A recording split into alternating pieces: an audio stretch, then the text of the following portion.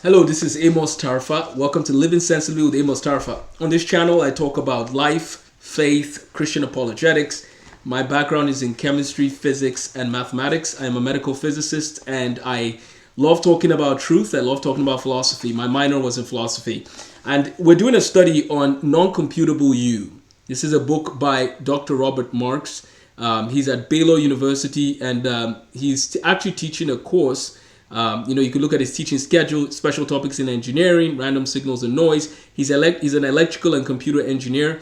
Look at some of the graduate research opportunities. You can see there's neural networks, different topics on intelligence, Fourier optics, wonderful, wonderful stuff. Okay, so what we're going to do on this channel is we're going to be talking about this book in a series. I'll put it in a playlist and you can follow the journey. You can just listen to me read and give brief commentary on the book, but this is going to be a very important book and important topic. So let's dive in. This is chapter 1, the non-computable human. Our first successful humanoid robot, the first robot that is clearly on the road to a human-like imitation mind, won't happen until we know how to imitate human emotions and how to integrate them completely into artificial thought. Of course, such robots will feel nothing. We have no way to make a computer or any machine feel, and we probably never will. This is from David Gelenter from Yale University. If you memorize all of Wikipedia, would you be more intelligent? It depends on how you define intelligence. Consider John J. Osborne Jr.'s 1971 novel, The Paper Chase. In this semi-autobiographical story about Harvard Law School, students are deathly afraid of Professor Kingsfield's course on contract law. Kingsfield's classroom presence elicits both awe and fear. He is the all-knowing professor with the power to make or break every student. He is demanding, uncompromising, and scary smart. In the iconic film adaptation, Kingsfield walks into the room on the first day of class, puts his notes down, turns towards his students, and looms threateningly. "You come in here with a skull full of mush," he says. "You leave thinking like a lawyer." Kingsfield is promising to teach his students to be intelligent like he is. One of the law students in Kingsfield's class, Kevin Brooks, is gifted with a photographic memory. He can read complicated case law and after one reading, recite it word for word. Quite an asset, right? Not necessarily. Brooks has a host of facts at his fingertips, but he doesn't have the analytic skills to use those facts in any meaningful way. Kevin Brooks' wife is supportive of his efforts at school, and so are his classmates, but this doesn't help. A tutor doesn't help.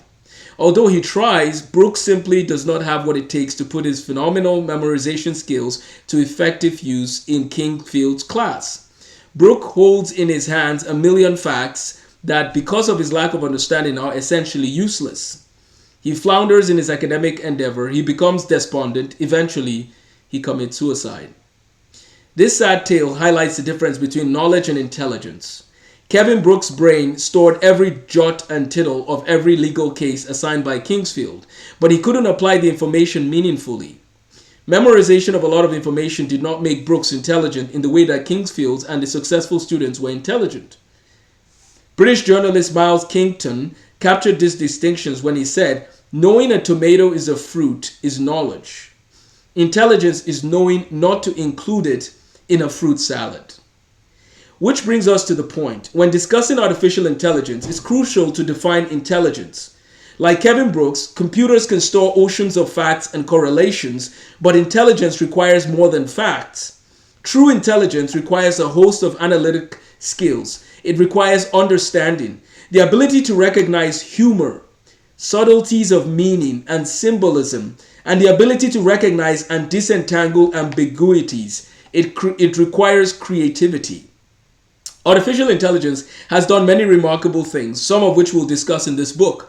AI has largely replaced travel agents, toll booth attendants, and map makers. But will AI ever replace attorneys, physicians, military strategists, and design engineers, among others? The answer is no. And the reason is that as impressive as artificial intelligence is, make no mistake, it is fantastically impressive. It doesn't hold a candle to human intelligence. It doesn't hold a candle to you, and it never will. How do you know? The answer can be stated in a single 4-syllable word that needs unpacking before we can contemplate the non-computable you. That word is algorithm. If not expressible as an algorithm, a task is not computable. Algorithms and the computable. That's the next section. Before we talk about the next section, let's go back and look at the date. This date is 2022. This book was published by the Discovery Institute. It is going to be wonderful to hear from an electrical and computer engineer explain to us what he believes AI can do and AI will not be able to do. The title of the book again is Non-Computable You, What You Do That Artificial Intelligence Never Will. I think that one of the most important fields right now is electrical and computer engineering, 100%. And we need to encourage students to build a solid base in math and science in order to flourish in electrical engineering. I look forward to studying more of Dr. Mark's work. I met Dr. Marks. I've met him twice now. And he's a wonderful man, loves Jesus, loves the truth. And I just love spending time with Dr. Marks. I have written, a quick note on my math dimension to this. I've written a math curriculum framework that takes people from basic math, all the math you need, to all the math that you need to be a computer engineer or electrical engineer. And so I've written the Counting to Calculus framework. These are the workbooks. We have textbooks that we recommend that follow our workbooks, but we want every student to learn calculus, statistics, discrete math, data science, as well as linear algebra and beyond, right? So reach out to my website, countingtocalculus.org, if you want more resources to flourish in math. I have free resources for diagnostic tests, a lot of free videos, but the goal is let's make sure that we're giving our children the best math education possible and treat them on a mastery-based level for math, not a grade-based program, because you can be in 6th grade and be ready for calculus if you know all the prerequisites. Okay, that's a little bit about my background in math and science. Okay, let's do one more section and then we'll pick it up from there later on this channel. So we'll try posting regularly, and then I'll give you a little bit of feedback. Dr. Marks is going to talk about algorithms and something being computable. Let's look at that. An algorithm is a step-by-step set of instructions to accomplish a task. A recipe for German chocolate cake is called an algorithm. The list of ingredients acts as the input for the algorithm. Mixing the ingredients and following the baking and icing instructions will result in a cake. Likewise, when I give instructions to get to my house, I'm offering an algorithm to follow. You are told how far to go, which direction you are to turn on what street. When Google Maps returns a route to your destination, it is giving you an algorithm to follow.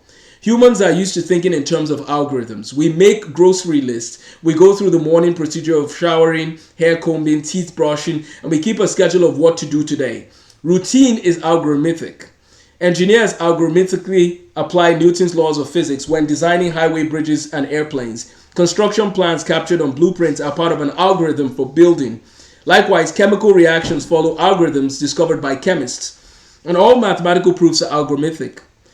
They follow step-by-step procedures built on the foundations of logic and axiomatic presuppositions. Okay, so step-by-step procedures built on foundations of logic and axiomatic presuppositions, which are, you've assumed that the thing is valid and is valid, therefore you can build on it, right? Now, Kurt Gödel, we'll talk about him later, but he has some very interesting discussions when he talks about the incompleteness theorem. Algorithms need not be fixed. They can contain stochastic elements, okay? A little bit of probability in there, such as descriptions of random events in population genetics and weather forecasting. The board game Monopoly, for example, follows a fixed set of rules, but the game unfolds through a random dice throws and player decisions. Here's the key. Computers only do what they are programmed by humans to do. And those programs are all algorithms, step-by-step procedures contributing to performance of some task.